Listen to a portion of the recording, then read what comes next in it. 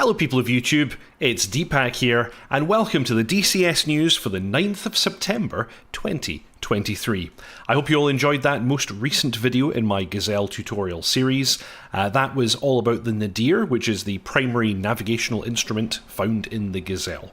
Hope you found that useful. Next time I'll probably move on to some of the other systems of the helicopter, possibly things like the autopilot and so on. That could be a good one to do. Oh, and welcome to Deepak's ground crew, Tea Kettle Barbecue. Thank you very much for joining. I salute you. I salute you. Welcome to the stream, everybody. Welcome Tog, Orleans Junkie, Charts, Only Napalm, Sean I Am 81, Mangash, Pink Floyd, Indie Navy, Colin Kelly. Welcome everybody to the stream. It's very good to have you aboard. Tog, that thing gave me serious Back to the Future vibes. I didn't actually think about it at first, but when you mentioned it, yes, the two-line display of the Nadir does look quite a bit like the display in the DeLorean. So yes, I know what you're talking about there.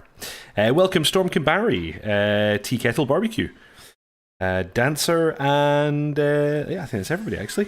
Ooh, already 8 likes to the video before it even starts. Must be a good one. Well, yes, we'll see. I don't know if there's all that much news going on this week, but we're going to cover it nonetheless, and there were some interesting, very last-minute things that came up, which I will cover with regards to the F-16 Datalink. So it's nice to see we've got a bit of development on that. One quick thing to note is that Matt Wagner, in the comments of his Datalink video, stated that there are 4 more videos going to drop before the next open beta update, which would suggest that there's a lot of new functionality coming. I don't know if it's all centered on the F-16 Datalink, or if there are other things to be expected, but excuse me, but that's all very exciting.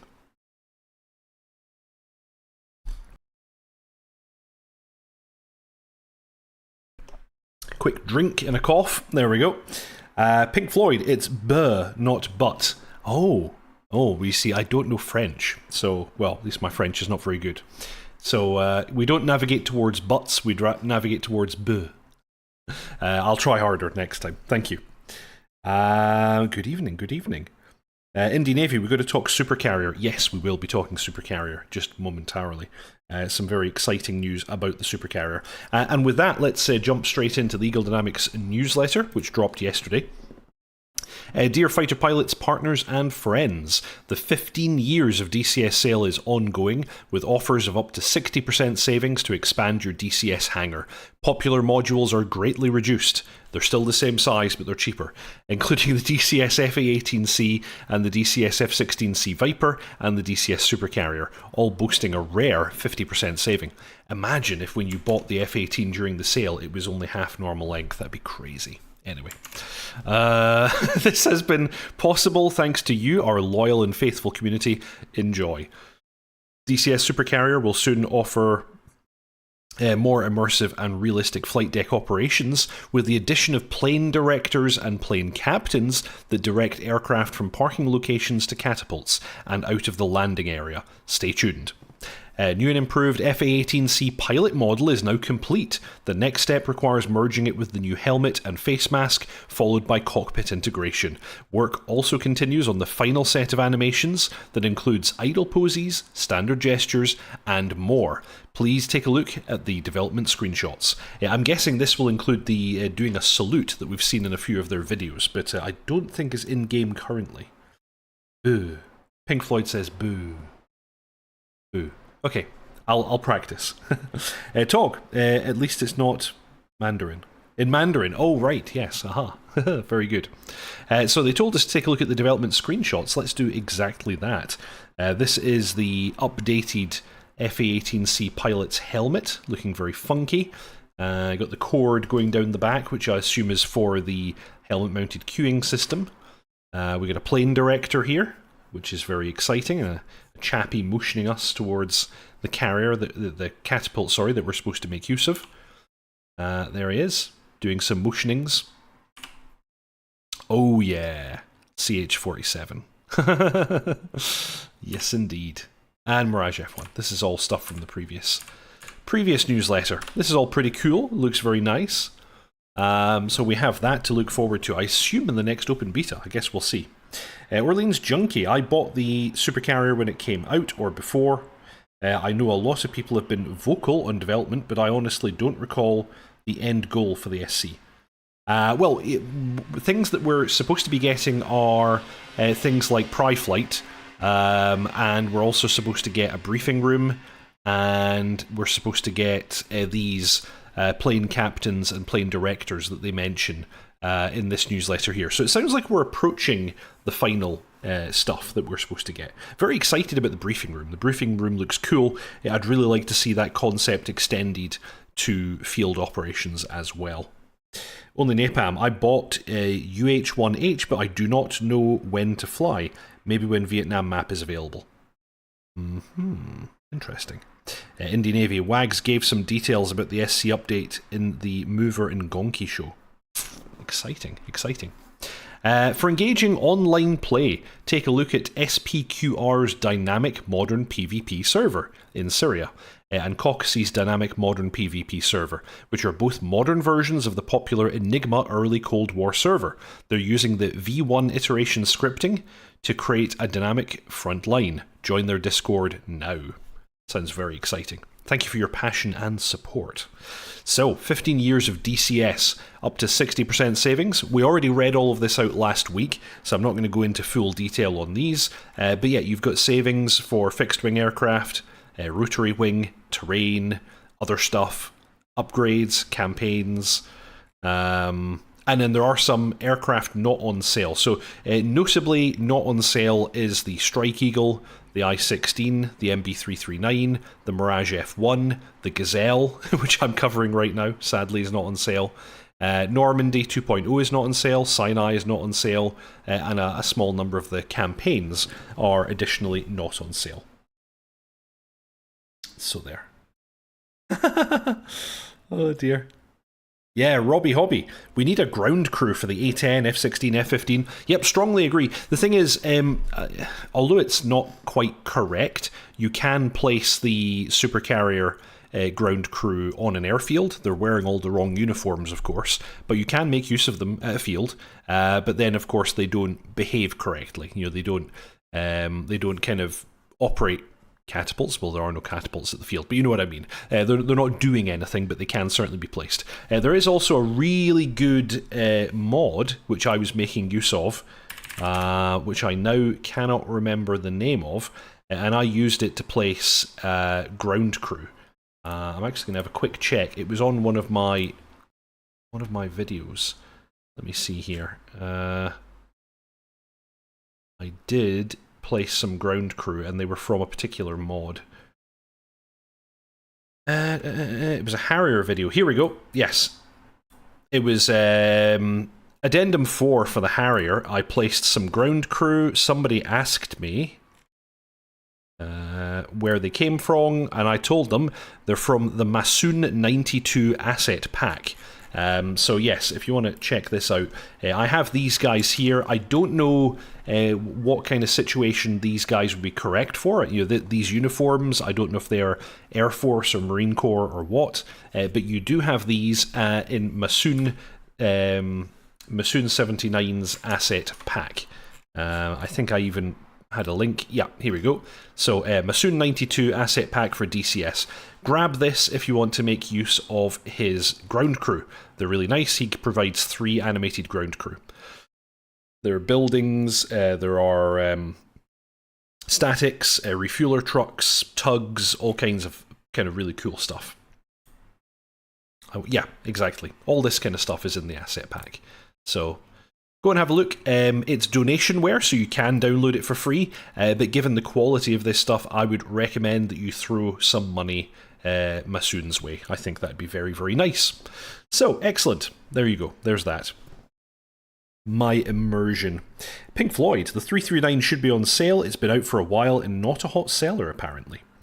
Dancer, the 339 did not even have an early access discount and has never been on sale.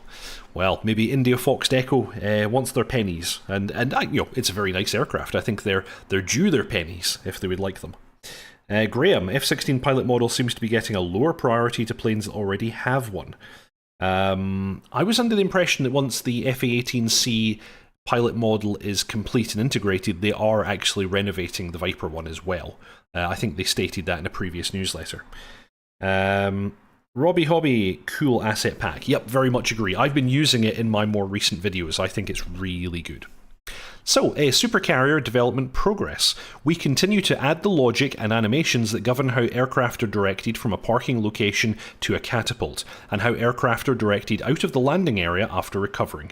This includes new yellow shirt plane directors and brown shirt plane captains. Aircraft will be handed off between multiple plane directors to reach their assigned catapults with realistic animations. Closed beta testing of this is ongoing. This is a complex and time-consuming task to account for a myriad of conditions that could break the logic. Thank you for your patience as we strive to complete this new feature soon. Nice. Orleans Junkie, they just won't hire more people to get it done faster. Pink Floyd, I think Spud said only 5% of his bases said they bought the 339. A sale might help. Ah, okay. Interesting. Yeah, the thing is, you have to keep in mind that these training aircraft are less popular generally. There is quite a large contingent of DCS players who regularly ask the question, why? Why would I buy this? I think they're better for people who are flying in squadrons, better for people who are doing actual kind of online training, perhaps people who are flying with the VAF or similar, although we actually use the T45, the free module. I would also, actually, big shout out, T45 is a free Goshawk. Really, really cool, well worth a look. I don't think it's being developed anymore, sadly, but the current state is still very good, and it's still completely compatible with the current version of DCS. So check that out.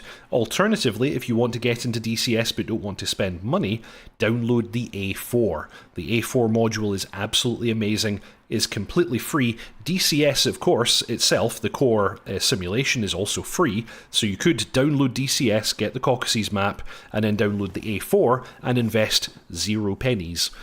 So that's my recommendation if you're thinking about getting into DCS but don't want to part with any money. It's very, very nicely simulated. Graham was talking about in VR. Oh, right, okay.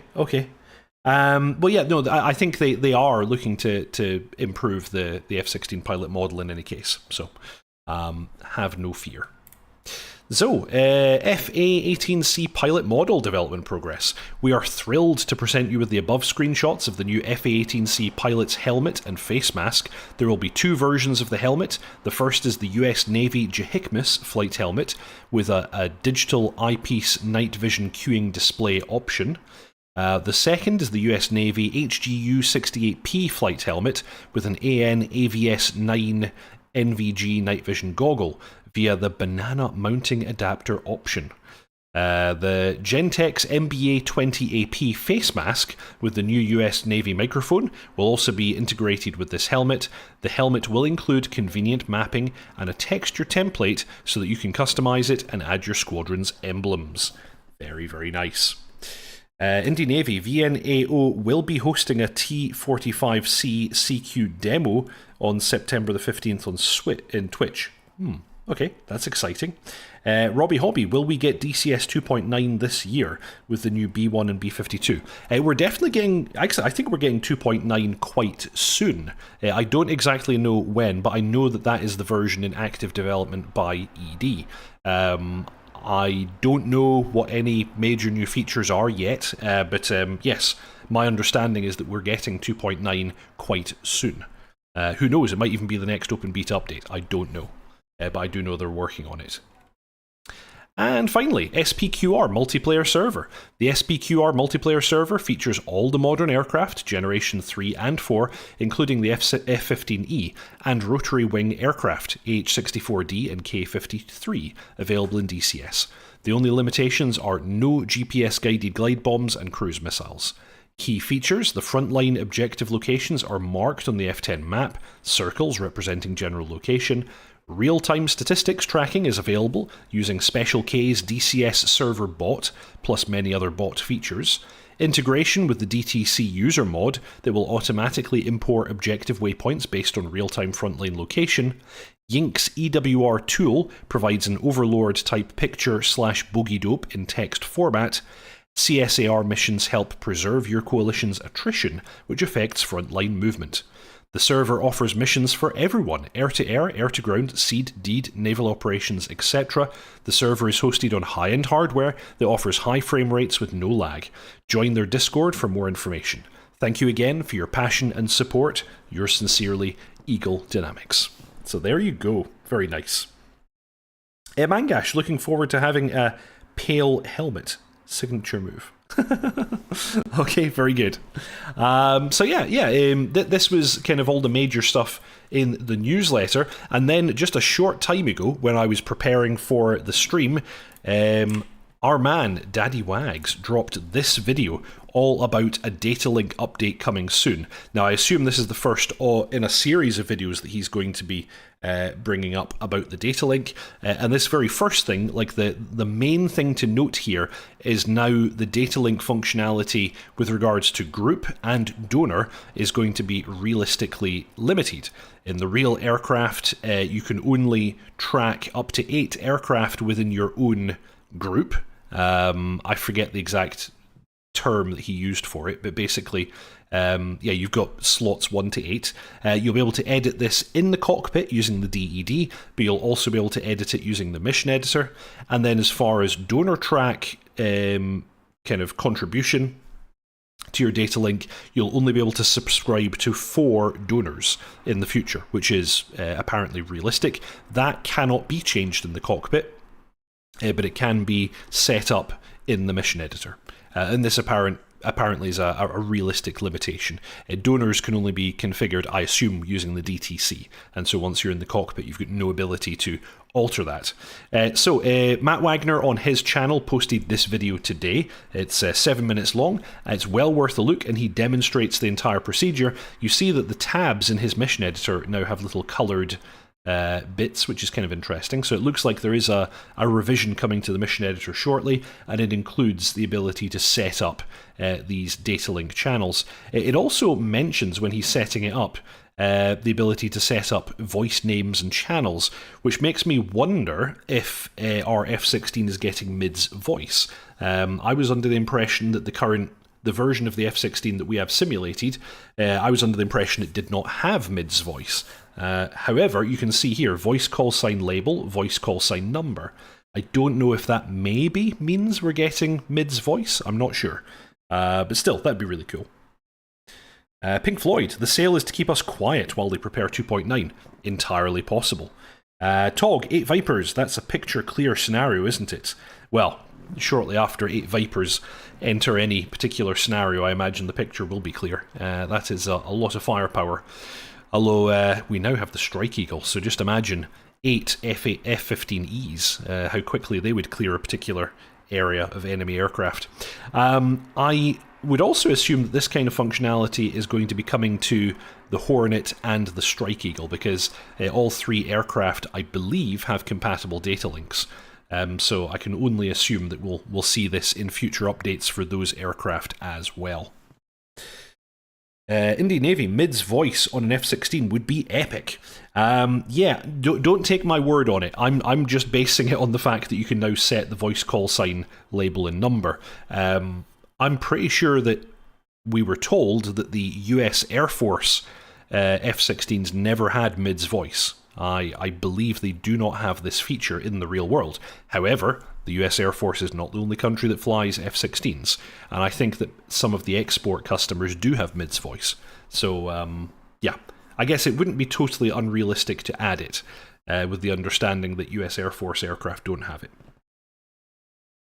Orleans Junkie, anything they improve in editor will help a lot of people. Tog, if only it was an EX series F-15. Well, those are only just appearing in the real world just now, but they are very, very impressive. Really, really cool looking aircraft.